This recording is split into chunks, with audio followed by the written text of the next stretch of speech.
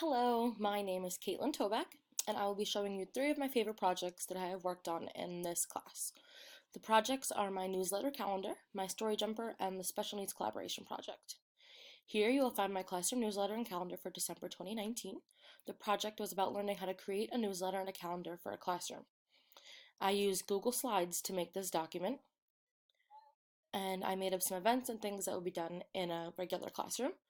This was one of my favorite projects as I love being able to create a fictional document for my prospective classroom. It made me feel helpful to my future students that I will have. This project taught me how to make a newsletter and a calendar properly. This next project is my story jumper, and it is called How to Be Safe in Case of a Fire or Emergency. This project was about creating a child-friendly educational story to learn in school. I did mine on fire safety, as children need to know how to be prepared in case of an emergency. So I will let you listen to my book.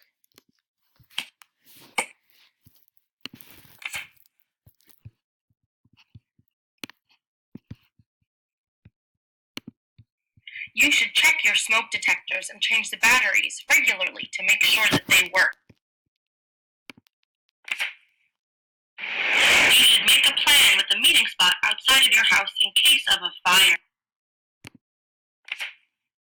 If your clothes catch on fire, you should stop, drop, and roll to make sure you put the fire out.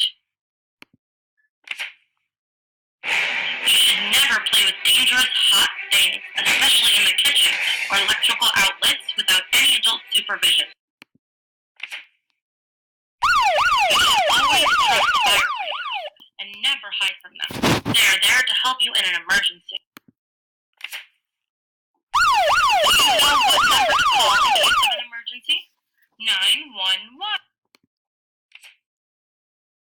Be safe and be prepared in case of a fire emergency. The end. Thank you. That was my story jumper. This project was one of my favorites as I liked being able to narrate my own book that I wrote. From this project, I learned how to teach fire safety to younger children and not just older children.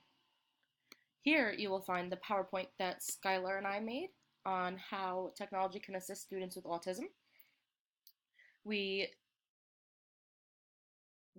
created it for different forms of technology in special needs and non-special needs classrooms based on low, mid, and high technology. We found some useful things to use in classrooms that we did not know existed before this project. So I'll briefly go through the slides for you. This is assistive technology. This is what low-tech, mid-tech, high-tech are and what the examples would be.